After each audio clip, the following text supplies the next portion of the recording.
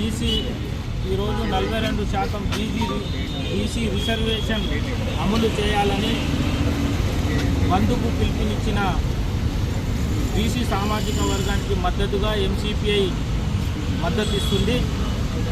ఈరోజు రాష్ట్రంలో అసెంబ్లీలో అన్ని పార్టీలు బీసీ రిజర్వేషన్కు ఆమోదం తెలిపి ఆర్డినెన్స్ చేసి గవర్నర్ గారికి పంపారు.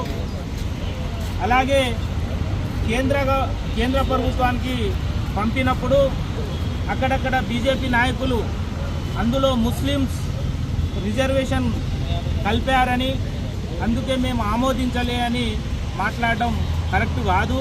ఈరోజు దేశవ్యాప్తంగా 62% ఉన్న బీసీలను కులగణన చేసి కేంద్రం రాష్ట్రపతి ఆమోదంతో షెడ్యూల్ 9లో చేర్చి చట్టబద్ధత చేయాలని మేము ఎంసీపీఐ పార్టీ నుంచి డిమాండ్ చేస్తున్నాము.